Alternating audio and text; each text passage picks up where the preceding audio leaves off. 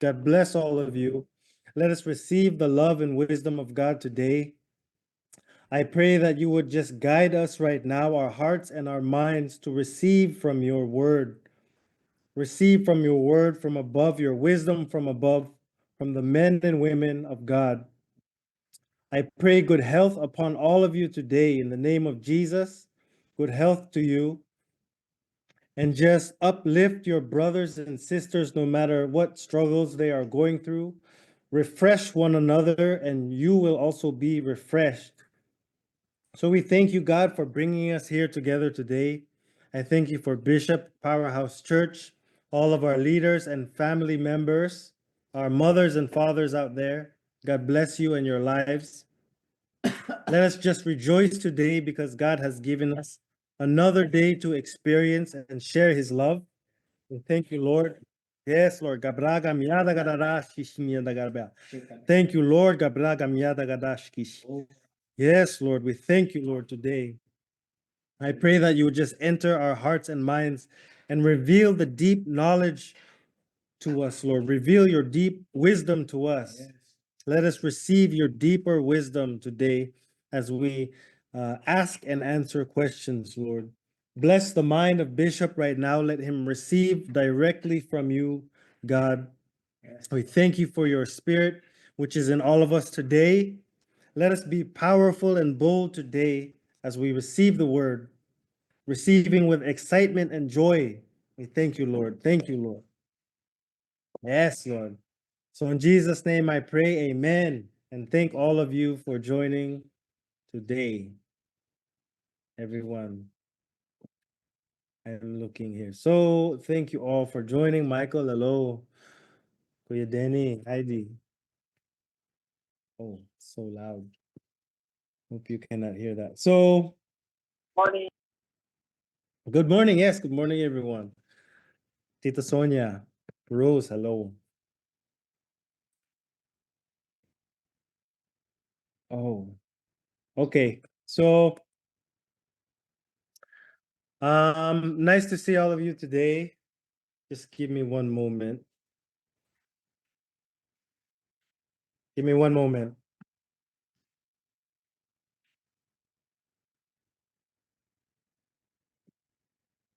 Okay, so we will continue again with questions. I think we were talking about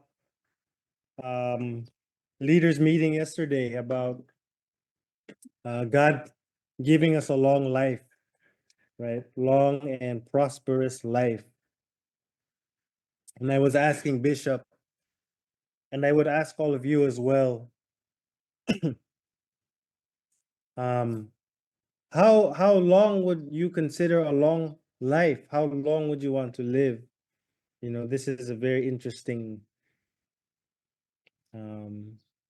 So if any of you were there last night at leaders meeting, could you please share with us about receiving and living a long and prosperous life?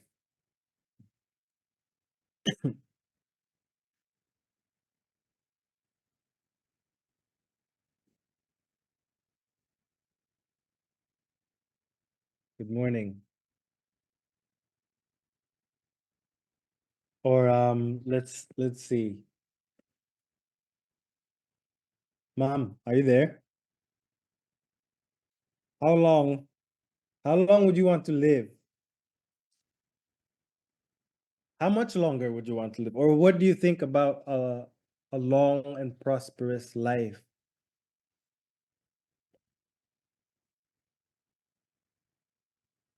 You asking me? Yes. Or anyone. I'm asking everyone. Okay, I wasn't in the leaders meeting last night, Yeah, but that's right. no, I guess I can give my insight. It depends on the quality of life that you live. If I were some old sick lady depending on somebody else to take care of me and change my diaper and feed me and all that, I wouldn't want to live like that. So it depends on the quality of my spiritual being, my spiritual walk, my physical being, if I'm healthy, then yes, I would like to live a longer life. But like I said, if I'm dependent on someone, then I wouldn't want to put that burden on anybody. That's my answer. Mm, interesting. Would anyone else like to share? Thank you, Mom. Anyone else like to share on top of that? Especially if you were in leaders yesterday. Or even from Sunday, if you would like to add.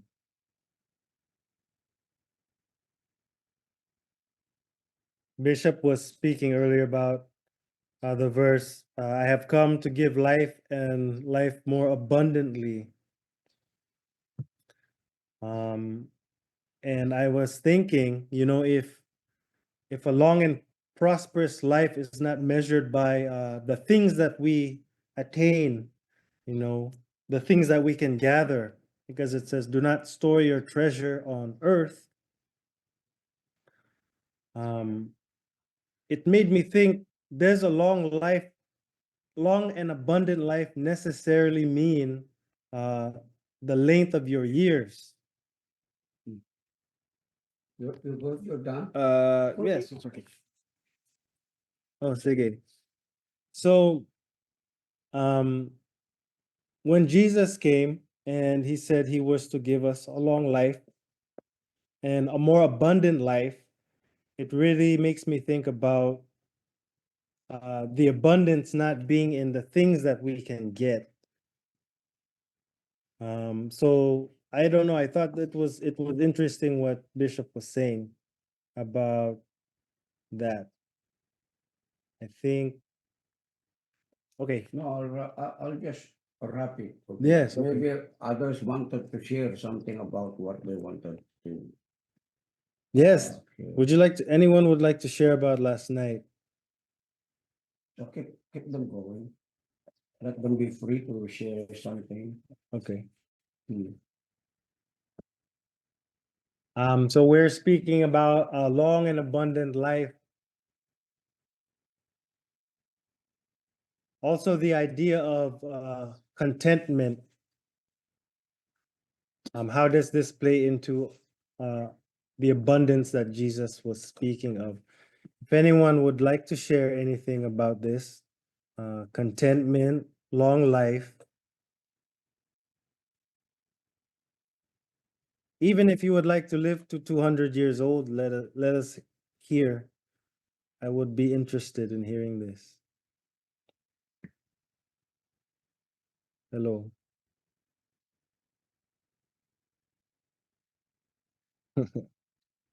Hello. Sige, I will share. Healing because last night I didn't share. Yes, okay. Thank you so much, Holy Spirit. Also about healing, last night there were many that shared testimonies of healing at Leader. So if anyone would like to add or share your experience with divine healing as to add to your long life, please share with us all today. I know people were excited to share yesterday, so let us bring some of that excitement in here this morning. Anyone? Has anyone been healed miraculously? Whether it was in the hospital, through prayer, through your faith? No one, I think. Miraculous healing. Miraculous healing, anyone? I think at least one.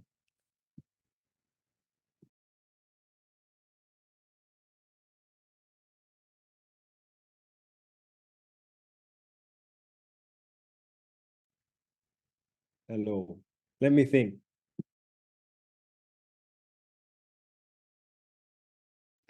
Okay, I will share since you are giving me a space to share.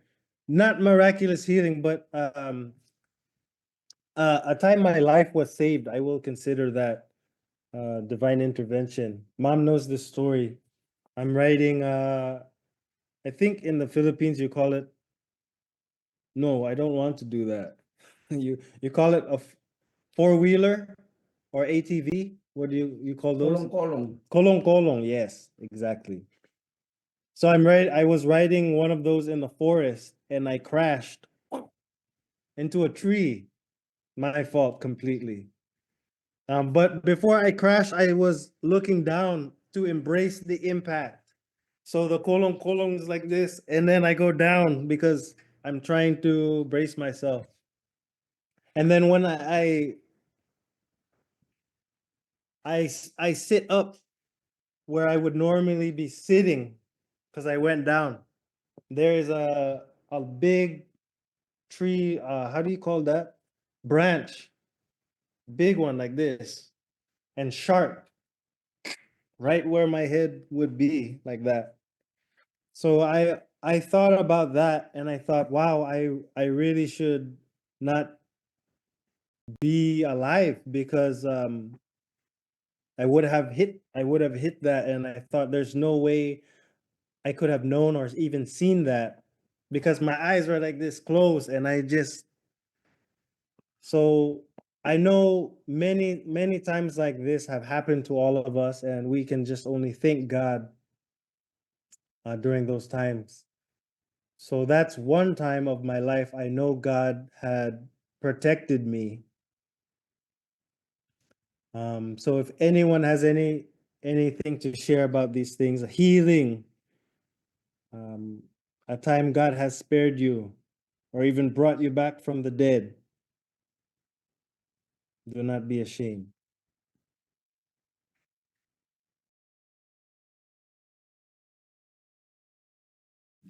Josh, let me share. Let me inspire everyone. Oh, there's Bishop now. Can I share, Bishop?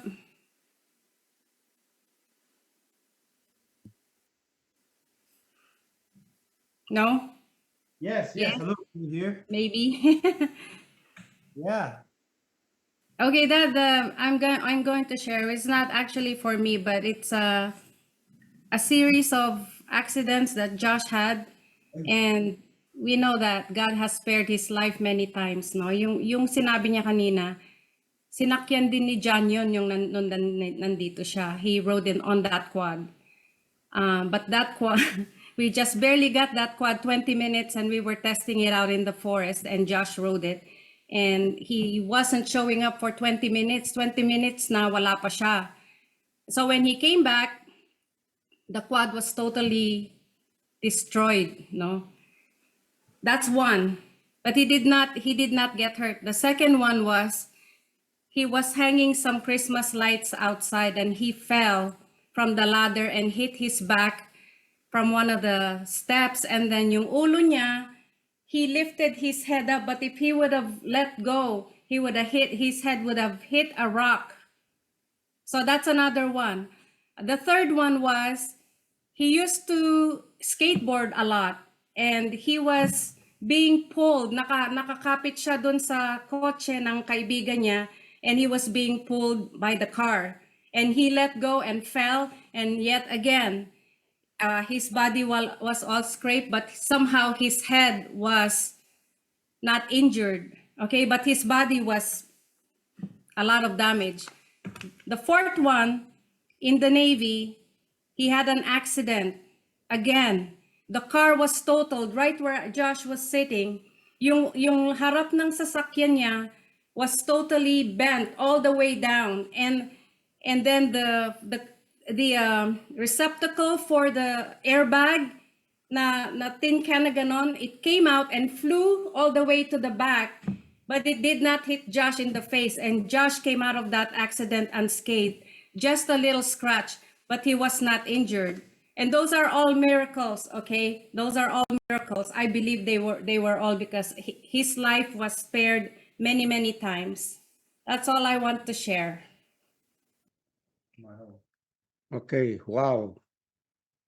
Okay, so yun po yung mga ebidensya ng long life ng Panginoon. Okay, yung tinatanong natin kanina, why do you have, what Why do you have, what was your question? Why do you want to why do you want to live long life Why do you have to live long life? if we know we are Okay, others want to live long life, others don't want to live long life. Okay, so I think we should get something from what the Lord has to say about these things. And in the book of Genesis chapter 6 verse 3, please look at the scriptures. And the Lord said, when the Lord says something, it's not you have to take heed of what he's saying, because Jesus said, take heed of what you hear. Because what you hear will get into the very system of. So it's very important when God says something, you can hold.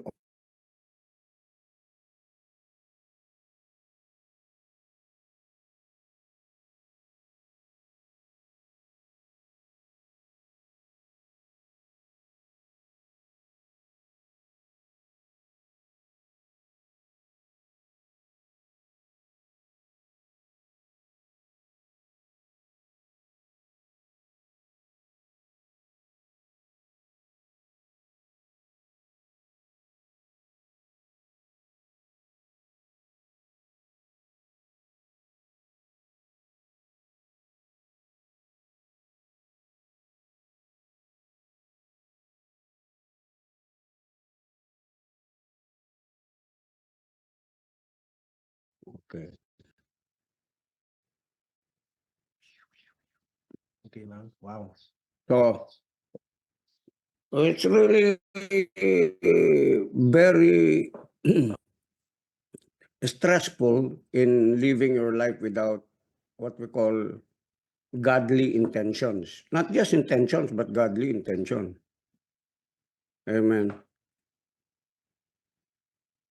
So if you're living your life, it has to start on a daily basis. It has to, at the end of the day, you know that whatever you have, whatever intentions you have chosen, allowed to be in alignment with the intentions and the purposes of God for your life, and therefore you can really have a very productive life. Amen ba yun? And ang sabi ng Panginoon dito, yung life na pwede mong, you could claim this, okay, just because God said it. When God says something, it means to say He's really serious when He's saying this. And of course, what He says, amen, what He says is something that He would fulfill if there is someone who would claim the promise of God. Amen. Kasi heritage po natin yan pinapamana ni God sa atin. Yung mga bagay na sinasabi niya, kapag pinaniwalaan mo, then you could live your life intentionally every day. Living your life without a purpose, it means to say, hindi mo talaga, alam mo, kaya yung iba kasi gusto nilang mabuhay kasi nakikita nila yung mga nangyayari in the material world Gusto kong magkaroon ng ganon, wala pa akong ganon. And then by them, siguro yung mga iba nangangarap 5 years from now, dahil kung wala ka pang ganito, gusto mo 5 years from now, magkaroon ka ng tinatawag na magandang sasakyan, magandang bahay. Maganda lahat po yun, wala namang problema po doon. Lahat yun, no? And gusto talaga ni God, siyempre mabless ka. Pero may mga bagay kasi na, I would say beyond that, kung you try to figure out really the life which we have right now, and even the people which they are trying to have, is that the reason why Solomon said that the life that is in this world is about just grasping of the wind and vanity, and he said that it is meaningless. It's just because he had probably come to the point, okay, of really knowing what is ahead of the future. And he saw that whatever he was doing, if I will be doing this in the coming time, sooner or later, I'm not gonna bring anything out from what I have worked for. You know, if I will just be working on the basis of just building a temple, building these material things, taking this and taking that, because he thought, okay, he thought in terms of practicality about the realm of his spirit, his soul, and even the realm of the physical. Now, if he could live probably for 1,000 years, you know, he could be enjoying every time he tries to create things in his own of what he just wanted to, you know, do with what he has been given in his resources, in his wisdom, in his talent, and just for the sake of what we call worldly gratification. I call that worldly gratification. The reason why I said that is just because nothing in this world will last forever. It will not go with you to heaven. That's a different dimension. Amen. Okay, so let's separate it. Let's break it down. The Bible says, Genesis 6:3, the Lord said, my spirit will not put up with humans. Hanap mo ako ng ibang translation, Pastor. Find me another translations because I'm reading from the NLT Bible. Okay. Yes. Genesis 6:3. My spirit will not put up with humans for such a long time. Okay. So sabi niya rito, for they are only mortal flesh. In the future, their normal lifespan will be no more 120 years. Now, let's just ask a question. Why did God say this? Isn't it that God is eternal? Isn't it that God is immortal? But why did he say this? Because he has put man to test already, the times of Noah. Okay.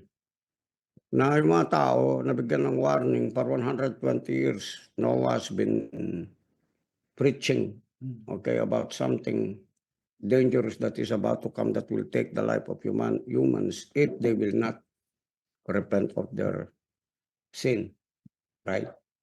But they still continued, and that time came when God has to replenish the earth. Okay. So, yet still, he gave what we call something, a platform, okay, at least a promise, okay, that if you want to live long life, you can claim the promise 120. Okay. So, if you know this, what are you going to do? If I have 120 years, okay, and God said it, if God said it, of course, God will set also a requirement on what he said. Do you believe that? Because God is a principled-minded God. He did not just say it for you to be able to live 120 years without in alignment to what his will is for you.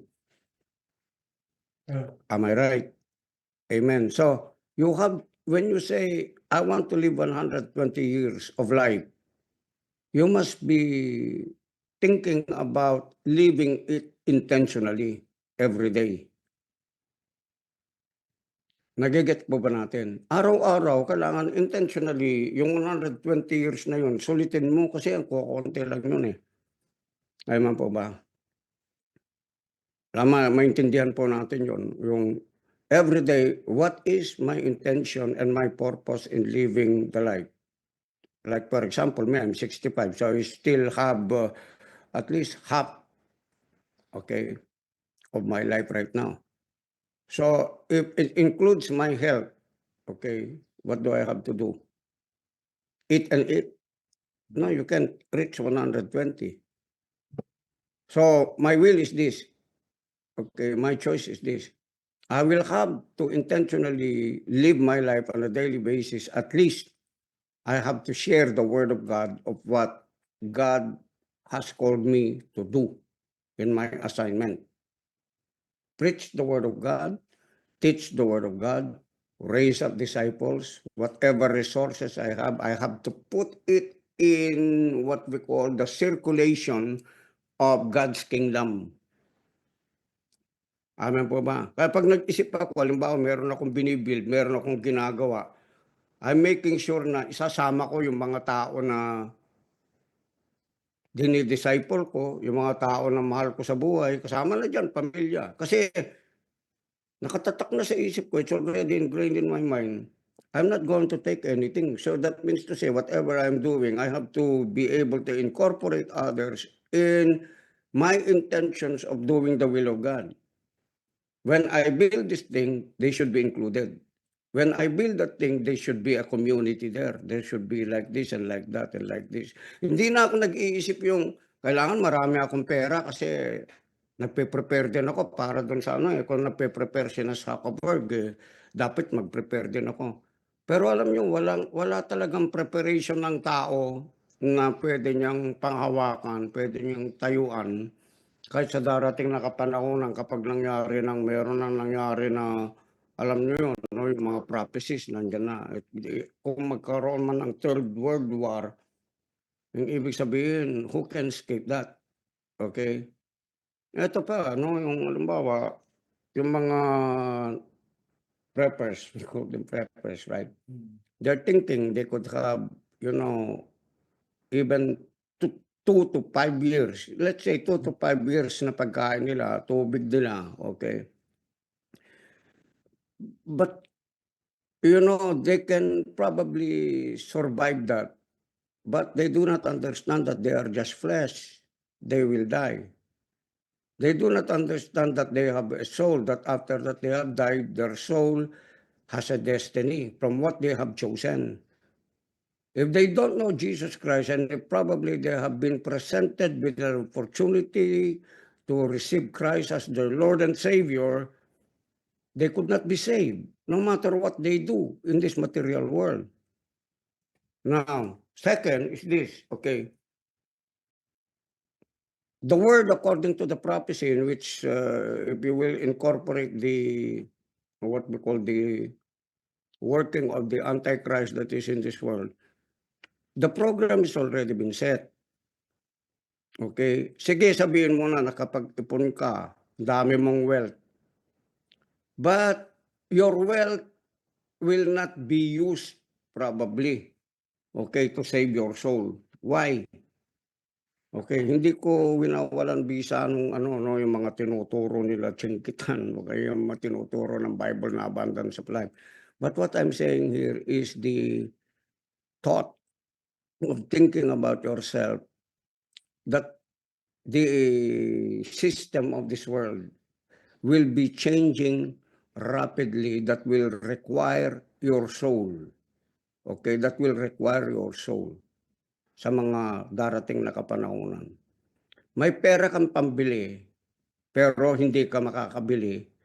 May pera kang pamuhunan, pero hindi ka rin pwede magnegosyo. Kasi bakit? Kung wala kang tatak dito at dito. Hindi lang yun, sa loob na. Yun na yung ginagawa na ngayon nila eh. Anong kapalit nun? Yung kayamanan mo, kapalit ng kaluluwa mo yan, whether you like it or not. Kasi hindi ka rin makakabili, may pera ka. Kung wala, kaya nga yung preparation ito eh. Yung preparation before the coming day of the Lord. At least, okay, at least kung wala kang tatak, naisip mo, meron kang lupa, yung mga mayayaman dyan, may pambili ng lupa. At least physically, practically, logically, kung ayaw mong itaya yung kaluluwa mo, kailangan meron kang lupa kahit maliit lang. Magtanim ka ng sarili mo, pagkain. Meron ka sariling livestock. Meron ka sariling palaisdaan na maliit. Kasi ayaw mong ibenta yung kaluluwa mo eh. Sa palagay mo, may pera ka pero hindi ka makakabili. Isipin niyo mabuti ha. I'm not saying this is it. But I'm just thinking about it and sharing it to you. Okay? And then meron akong scriptures dito kasi ginising ako ng Panginoon kagabi. 12:30, I think 12:30. He was speaking to me about these things to tell you about it. May pera ka. May ginto ka. Lahat meron ka. Kaso hindi ka naman makabili, kailangan magpatatak ka muna. Tama ba? Huwag niyo sabihin, far out ka, hindi, nangyayari nito sa ibang bansa. Pero sooner or later, gagapang yan. Kasi parang isa lang tayong katawan dito sa we are entangled with one another. What happens in America, what happens in different nations will sooner or later happen to smaller nations. Okay, adaptation ang ibig sabihin, adaptation ang mangyayari niyan. So ayan, meron ka na lahat. Isipin mo, okay, hindi mangyayari sa akin yan kasi meron akong pera, marami akong pera. Paano ka sigurado? O may pera ka, no? Isipin niyo mabuti, no? Pero hindi ka makakabili nga eh. Paano ka kakain kung hindi ka makakabili? Kung wala kang, halimbawa, wala kang community na mayroong sarili nilang mga vegetation, sarili nilang fruit-bearing trees, sarili nilang ganito, sarili nilang ganun, okay? And kahit doon walang kasiguraduhan doon kasi nade-detect na nila. Everything will be automated. Everything will be monitored. So, ibig sabihin, ang pinakaano na lang natin dyan, maprotektahan natin yung kaluluwa natin, kaluluwa ng mga pamilya natin, at kaluluwa ng mga mahal natin sa buhay, at kaluluwa pa ng ibang tao. Kaya yun ang binigyan ng priority ng Panginoon. Ba't hindi sinabi ng Panginoon na, o sige, magpakayaman kayo, magpakabundat kayo, at yan na lang ang gawin nyo hanggang sa pagdating ko? Bakit hindi niya sinabi yun? At sinabi niya, go ye, okay, go ye and preach the gospel and make disciples of all nations. Because he understood that in the coming time, nothing really matters, my brothers and sisters. Huwag kayong magalit sa akin, ha? Okay, eto. Lagi ko sinasabi nila, bakit itong mga bilyonaryong tao, gumagawa na sila, prepare na sila ng ano nila, ng tirahan nila, si Zuckerberg nga. Bumili na ng isang island doon sa Hawaii. Doon siya gumagawa ng that's the place where he's preparing. Hawaii, yeah. Somewhere. Tapos yung question pa sinasabi nila, does the billionaires and the rich people know something that we do not know? I'm sorry sa kanila yun. But sa atin mga Kristiyano, we know something that they do not know. We know something that we do not know, and I'm sharing it to you. What is that? Because there is no future in that, there is no life in that. There is no security and guarantee and warranty in what they're doing. Are you listening to me? Okay, let me give you a scripture.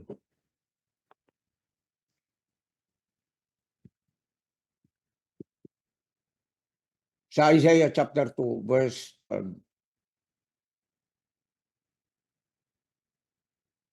Isaiah chapter 2, verse 12. Kasi sabi ng Bible sa Luke chapter 17, verse 33. In these days, whosoever will love this life, sabi ng Bible, will lose it. So, ang ibig sabihin, mahal mo yung buhay mo, nag-iipon ka ng ganito, pero wala kang intensyon na kung bibigay ka lang, papatak-patak, pag ganito lang, to preserve your life, you're not preserving your life. Kasi sabi niyo, whoever seeks to save his life will lose it. Mawawala rin eh. But whosoever will give his life for the gospel will find it. So yung security mo is always integrated in the gospel. Are you listening to me? For the extension of the kingdom of God. Nandun lang yung buhay mo. Doon ka lang nakapreserve. Yun lang ang ipipreserve ng Panginoon. Yung kaluluwa mo doon. No, hindi ko ibig sabihin na na hindi ka nakakain ng masarap, hindi ka na magdadamit ng maganda. Hindi, gawin mo lahat yun habang iniintay natin ang pagdating ng Panginoon. Magpakayaman ka, pero yung intention mo, kailangan kakaiba doon sa mismong intention at purpose ng mga tao na dyan sa mundo na gano'n lang yung kanilang ginagawa. Kailangan above ka doon. Amen? Okay, ano sinabi yung Isaiah chapter 62? Isaiah 2 verse 12. Okay, tingnan po natin, no? For the Lord of hosts has a day against all that is proud and lofty, against all that is lifted up, and it shall be brought law. Okay? So dito sa 14, ang sabi niya rito, against the mountains and against all the uplifted and against all the high tower and against every fortified wall. Okay, walang pwedeng i-build yung mga tao. At ang mangyayari, sabi ng Bible, yung mga tao, darating ang panahon na kahit saan sila magtago, sasabihin nila, fall on us, rocks fall on us. Everything na itinayo ng mga tao out doon sa pride nila, okay, doon sa kayamanan nila, walang magsusurvive sa kanila kahit isa. Are you listening, people of God?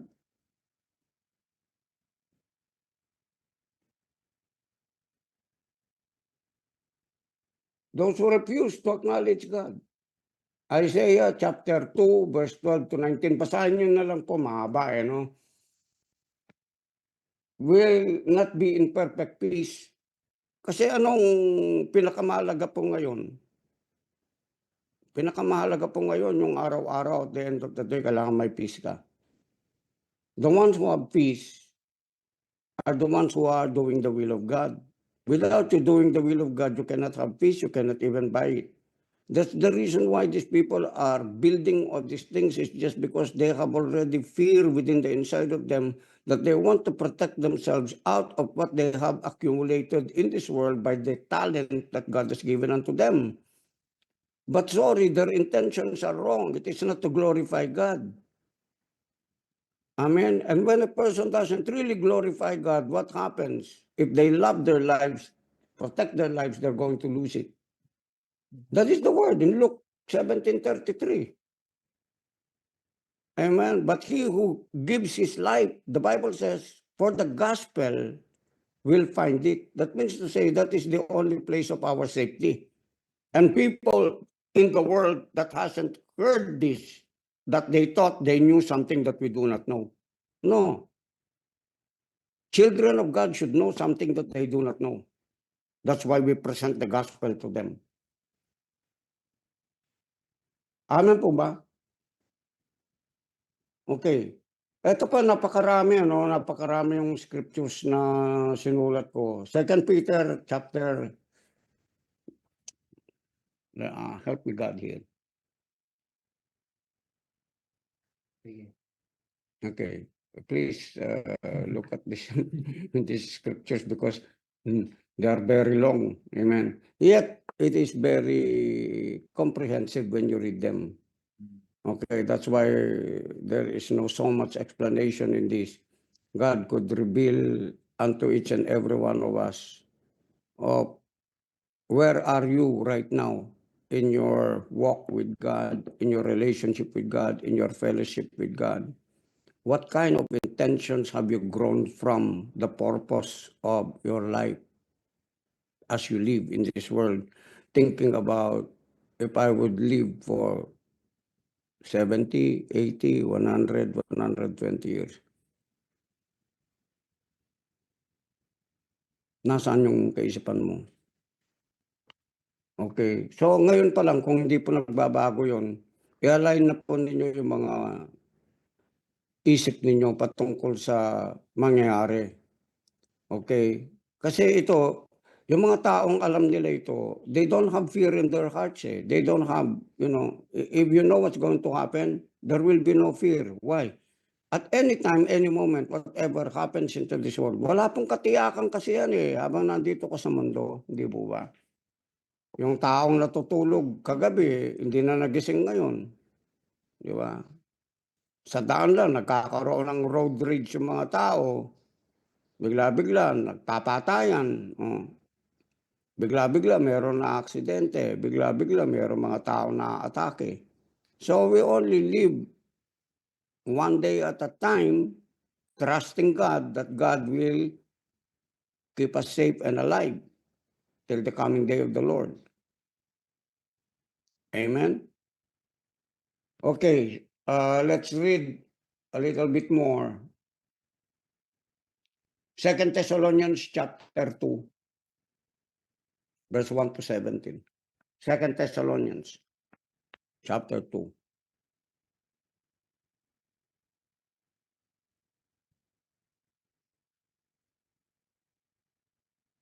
Yung mga iba kasi kamukha nung at the times of Genesis 'no, sa panahon nila Noah. Ito pong sinasabi dito ko sa Bible hindi naman po bago, okey? Noon pa yan kahit nung panahon ni Noah, ayan na yung mga sign oh, ayun na oh, halimbawa nagpi-preach siya, hindi niyo ba nakikita yung sign hindi ano lang yan, monsoon rain lang yan na paano ka, wala mang ano yan, walang tsunami dito, ayos lang kami. And then they kept doing what they were doing. Okay, nagiinuman yung mga tao, tayo hindi naman natin ginagawa yun, di ba? Siyempre, iba yung ano natin dahil may karga na kayo eh. Lagi natin ginagawa rito yung kalooban ng Panginoon. Okay, we are joining together to evangelize people. But what we're after this is that the message that we are carrying to be equipped so that wherever we go, walang pupuntahan yung mga tao kapag linatagan natin sila out of the love of God and by the grace of God that they are able to follow the instructions of the word of the Lord. At least their whole family. If one person can be saved, their whole household can be saved. Not only that, they are also able to scatter, okay, and share the good news of the gospel that we are carrying imparted to them. Amen po ba? Kaya po nagpapa-equip po tayo rito. Hindi po for the sake na takutin ko kayo, matakot kayo, matreten kayo. It's not that. It's for your safety. Dapat po ninyo maintindihan yun. Amen. And then at the same time, marami yung mga nagsasabi, umiwas tayo dun sa dumdum na yan kasi ganito yan. Hindi po. Kailangan balance ka yung, you know, the other side of the coin. Both. The flip side of the coin. Amen. Hindi lang puro kara yan eh. May cross din yan. Tama po ba? So, ganun po tayo mag-isip.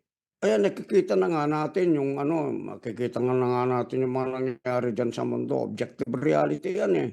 Di ba? Maraming tao nagsisuicide, maraming tao nagpapakamatay, maraming tao nagpapatayan, maraming taong, yun, mayroong mga evil intentions kung bakit nila ginagawa yan. Kahit sa business, marami, evil intentions. Kasi pera-pera na nga lang, nagugulangan na yung mga tao. Mukhang maganda sa ano, mukhang maganda doon sa paningin mo, pero yung sa loob nun pala, merong halong, alam mo yun, evil intention na sooner or later, makakat off ng buhay ng mga tao. Kaya ngayon, wala na talagang pinaka-safe, kundi yung tayo, sa bawat galaw po natin, kahit nasa loob lang tayo ng bahay, okay? We should always be praying and praying and praying. Why?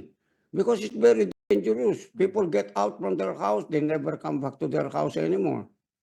Kaya wag po tayong maging overconfident doon sa buhay natin na para bang, oh, hindi ko kailangan yung Bible study, hindi ko na kailangan yan, save na ako. Hindi, okay, save ka na. Pero hindi ibig sabihin, save ka na, okay, wala kang gagawin. Hindi po ganun. Amen po ba? Ay yung kape-pray lang natin ng kape-pray, sa bawat prayer natin, maraming taong nasisave. Yung paglabas natin sa daan, yung declaration natin na in the name of Jesus, okay, kung ano man yung balak ng kalaban dito, ma-abort ka in Jesus' name na walang taong ma-aksidente dito sa lugar nito. Holy Spirit, angels of the living God, assist the motorist in Jesus' name, that none of them will have accident. Hello? I pray that our temper, isami mo na yung sarili mo. Amen, na hindi po kami magkakaroon ng hot temper, anger, wrath dito sa mismong pagmamaneho namin at maging yung mga motorista na nandito. It affects them kasi ito po, we are not wrestling with flesh and blood. We are wrestling with principalities, with wicked spirits, with the rulers of the darkness of this world that are really evil and their intention is to steal the life of a person, kill people. They come to steal, to kill, and to destroy the lives of people. Amen. Buti na lang, mayroon pangako si God sa atin. I came that you might have life and have it more abundantly.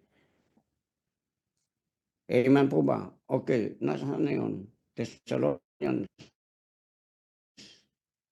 1 Thessalonians.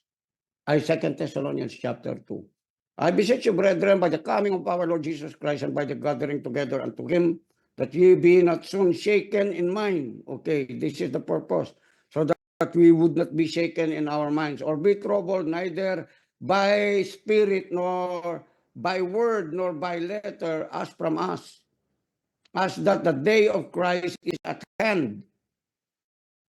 Okay, anong ibig niyo sabihin dito? You wake up early in the morning, amen, thinking as if this is the day that the Lord has made and He will come.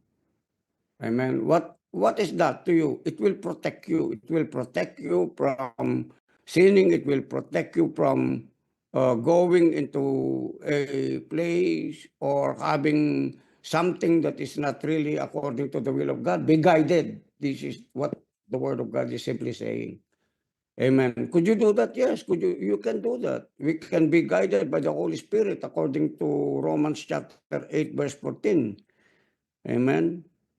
And yung safety, lagi natin pong dinideklara yun kasi talagang mayroon danger eh. Danger sa atmosphere, danger sa environment, danger sa community. But if we are praying, amen, we are the ones who are the bringers of peace. We are the light of this world. We are the beacons of light. We are the salt of this world. Kumbaga kung ano yung corruption, tayo ang naglalagay ng asin doon para ma-preserve. Kung ano man yung intention ng kaaway na pumatay, okay, sa araw na nakalipas, sa araw na ito at maging sa bukas, nanoneutralize po yun. Amen. The will of God is taking over and overtaking what is supposed to be stolen from human beings, even from the people of God in His kingdom, from the family of God. So, verse 3, sabi niya rito, let no man deceive you by any means, for that day shall not come except there come a falling away first. So, meron talagang mga maglalaglag, meron yung mga talagang ayaw na sumunod, meron yung talagang isipin nila. Noon pa yan sinasabi, pero bakit hanggang ngayon hindi pa nangyari? But take heed, my brothers and sisters, all of these signs are not just signs. Amen. We are already living in the reality of the scriptures. It's already happening all over the world. The earthquake, siguro yung pinakahuling. What was the last earthquake? Thailand, Ah? Taiwan, Yeah, Thailand, or Taiwan, yeah, in Thailand. or Taiwan, one of those. Yes, yes. Manyar, I can't pronounce it well. So nakita po natin. Myanmar. Okay. Myanmar. Yes, yes. Thank you, sis. So, nakita po natin, grabe, no? Yung 7.7. And sabi ko kina Brando kapon, you see, you need to understand why it happened there. It probably sa Philippines, it's a warning. Kasi yung mga volcanoes, parang katawan yan. Okay, parang may mga ugat yan. Dugtong-dugtong yan eh. At yung kasama, kapag halimbawa mayroong pumutok na volcano, mayroon associated kagad dyan na tsunami and earthquakes and tsunami. Kaya ang Panginoon doon sa Matthew 24, nagsabi siya ng mga warnings na ganyan na hindi lamang sa isang lugar mangyari, kundi sa buong mundo nangyayari. Get nyo po ba? Okay, para halimbawa tayo dito sa Pilipinas, amen, may nakadugtong na mga volcano sa atin dito eh. Kaya tayo, ang gagawin lang natin, pray tayo ng pray. Amen. Pray lang tayo. Amen po ba yun? Pag-pray natin na, Lord, if whatever happened there, protect mo naman yung mga tao dito sa Pilipinas, lalo na yung mga inosenteng tao, yung mga kapatid namin sa Panginoon, yung mga churches. We pray, we intercede that there be, intervention of spirit under the earth, because the Bible says that every name, every knee shall bow and shall confess whether there are things that are in the earth, above the earth, and under the earth. Amen po ba? So pwede po yun. We could join together and pray together kasi the purpose of our meeting is of course to receive knowledge, and after that knowledge to be warned. After that we have warned, then we do something about it. What do we do about it? We pray about it, because that is our greatest weapon. Amen. The word of God and prayer. Amen po ba? So sabi niya rito, may falling away. Mayroong mga tao na kahit mga Kristiyano, kung minsan mayayabang, arrogante, hindi mangyari sa amin yan, hindi mangyari sa ganito yan. Kung umasta, arrogant. Totoo naman, mayroong pangako. Pero it should not be at least mistaken for an arrogance and pride. Amen. But always be humble. Doon lang tayo. Kaya sabi niya rito, falling away first, and then the man of sin be revealed. Okay, the man of sin be revealed. Who is that? The man of sin. It's the Antichrist. Amen. Actually, nandyan na siya, no? He's going to show signs and wonders and miracles also. Probably using technology, using AI, kasi kaya nang i-duplicate lahat yan, yung hologram, no? Pwede nang gawin na parang si Jesus, dumating, pero mag-create ng milagro, pwedeng kasi nakalagay lahat sa Bible yan, okay? Pati yung pagdating ng apoy, okay? Kaya niyang gawin yun, nagaling sa langit. Kaya lahat. Amen? Pero ito nga, kung wala yung salita ng Diyos, saan tayo magtatago? Kung wala yung salita ng Diyos, paano natin i-interpret ang mga bagay na ito? So the Word of God is being said right now to prevent us from having fear. Ayan. Okay? At least masolve yun. Na mangyayari talaga yan. Pag nangyari yan, sabi ko nga kay Diyos kanina, kung halimbawa, yung time clock ng Panginoon, bago mangyari yan, 12 o'clock. 11:59 bago mangyari yun, bago pumutok yun, kung 11:59 wala tayo lahat. Gets niyo po ba? Yes!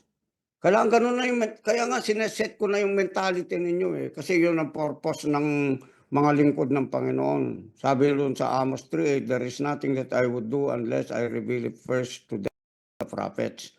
So tayo, prophetic people tayo, isang dugo lang tayo, isang ugat lang tayo, galing sa Diyos. Hindi naman tayo pababayaan ng Panginoon na naive tayo, ignorant tayo, o kaya wala tayong gagawin. Of course, anak tayo ng Panginoon, kaya piniprepare tayo una ng Diyos para sa mga bagay na mangyari. Para lahat tayo, yung glory ng Panginoon, nasa mga mukha natin. Darating ang doomsday dyan sa mundo. Amen? Tayo, hindi. Are you with me? Ligtas tayo, nakasmile pa tayo.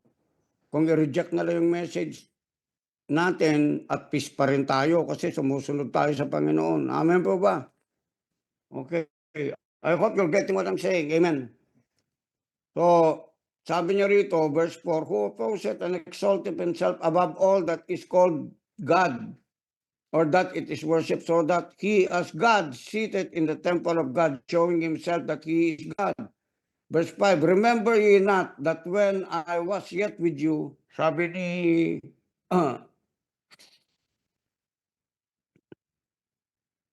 Paul, that when I was yet with you, I told you these things. Okay? And now you know what withholdeth that he might be revealed in his time. For the mystery of iniquity that already works. O yun, katulad nung nabanggit ko kanina, is working already. Only he who now letteth will let until he be taken out of the way. And then shall the wicked be revealed, whom the Lord shall consume with the spirit of his mouth, and shall destroy with the brightness of his coming. Amen. Amen po ba? Okay, so tayo, mga anak ng Diyos, kumbaga akap-akap tayo ng Panginoon. Yung kamay ng Diyos, malaki. Amen. So hindi tayo pababayaan ng Panginoon. Tandaan po ninyo yun. So, verse 9, nabanggit ko na ito, I went ahead of time. Even when whose coming is after the working of Satan with all power and signs and lying wonders, and with all deceivableness of unrighteousness in them that perish, because they receive not the love of the truth, that they might be saved. Okay? Nakikita nila, naririnig nila, nararamdaman nila, nawi-witness nila, pero they still reject the truth. And that, of course, if you reject the truth, you cannot be saved. Amen. Or verse 11, and for this cause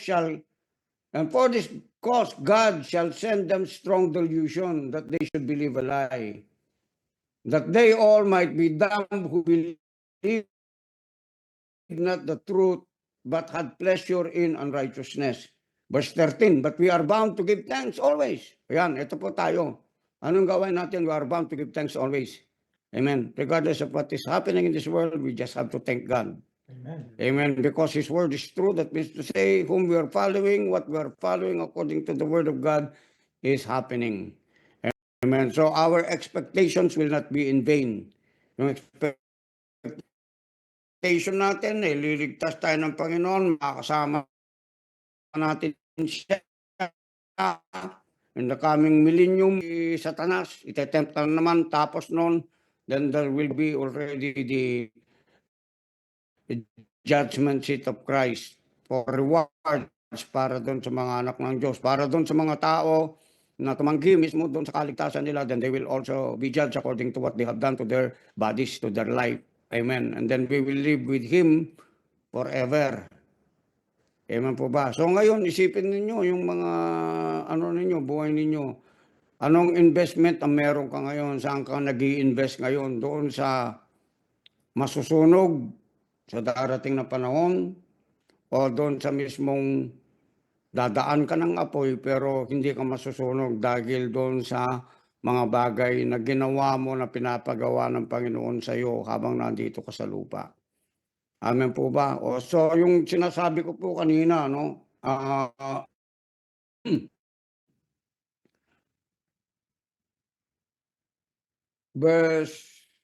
Saan na tayo?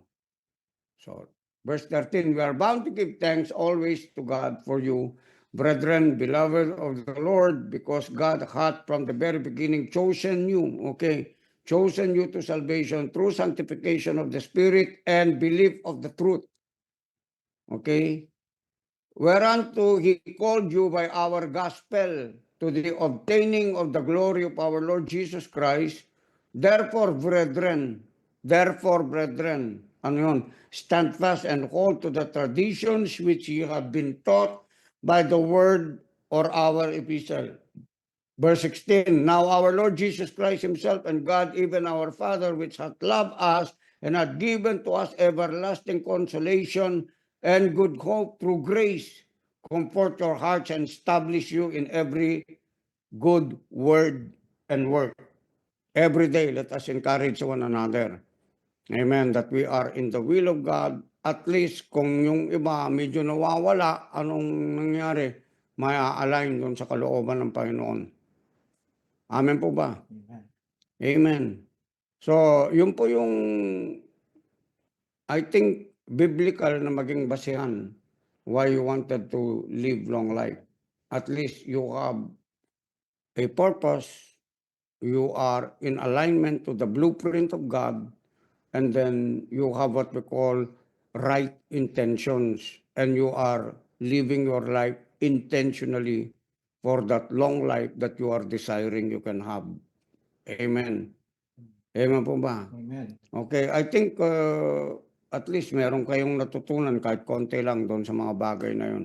Para patuloy tayong pursu natin yung kalooban ng Diyos.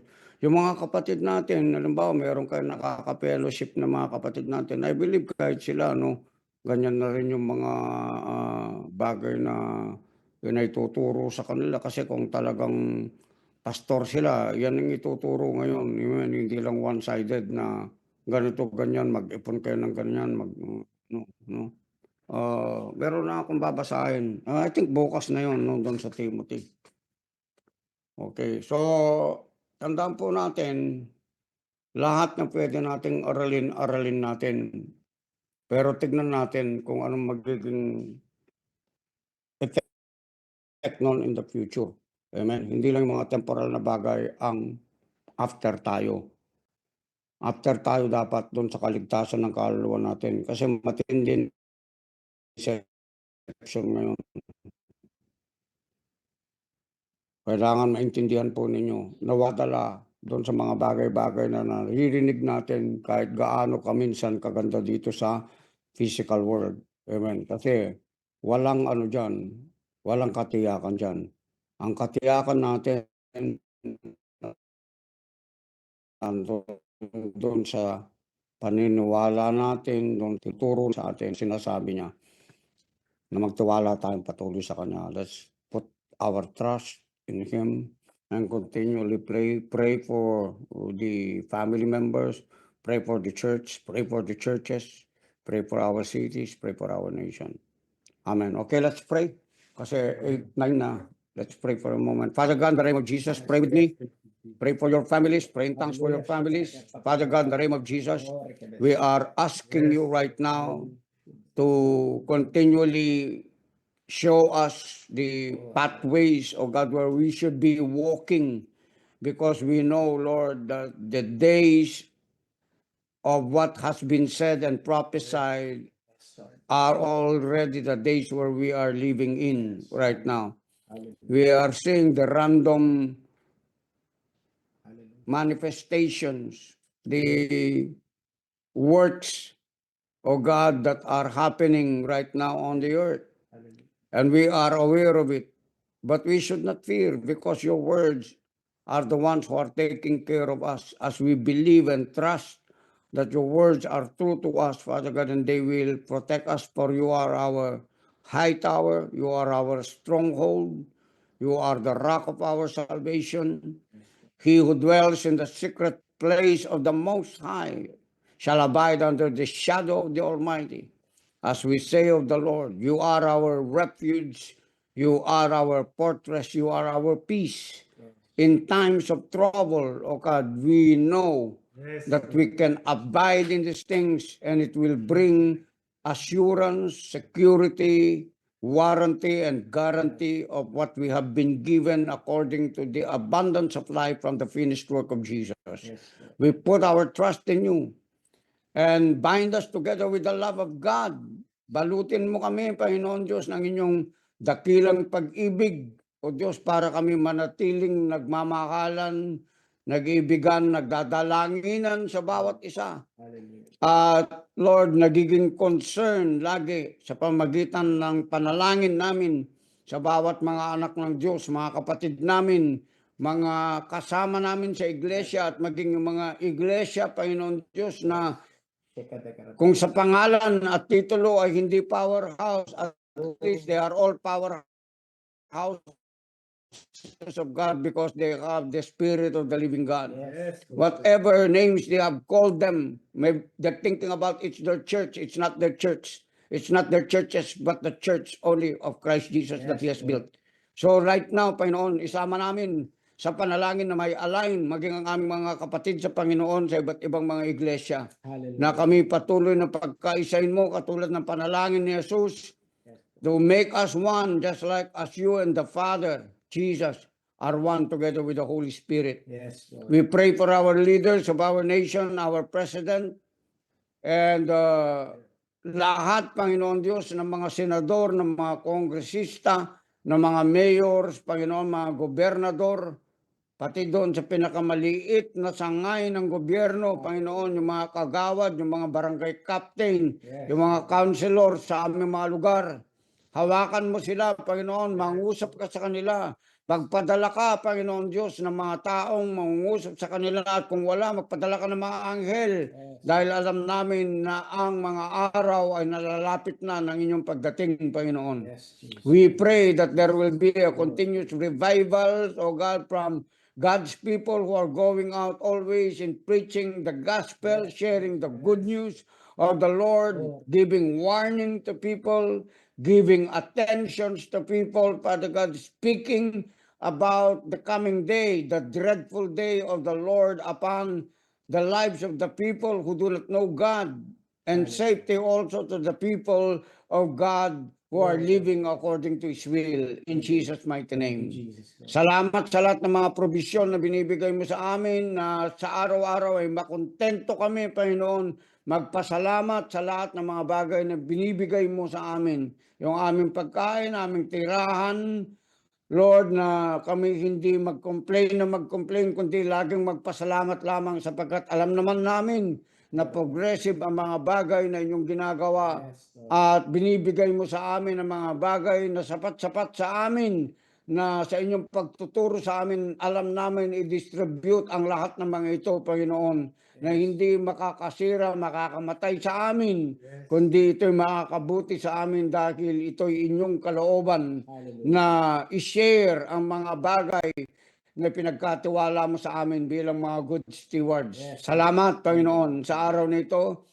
patuloy na ang pagbabasbas mo sa bawat isa, ang blessing at ang divine favor ay patuloy na dumaloy, Panginoon, na hindi mag-struggle ang inyong mga anak, kundi patuloy, O Diyos, na lumakad na mayroong pananampalataya ayon doon sa inyong grasya na prinobide mo sa bawat isa. Hallelujah. Salamat po sa araw nito, ang kagalakan, ang kapayapaan, ang patuloy na manatili sa bawat isa sa amin, ang pagkakaisa ng pagdadala, O Diyos, ng inyong mabuting balita sa lahat ng mga tao na dito sa mundo na aming makita, magkaroon ng opportunity para may share namin ito sa pangalan ng aming dakilang Ama, Anak, ng Espiritu Santo, sa ngalan ni Jesus. Hallelujah. And everyone would say amen. Amen. Amen.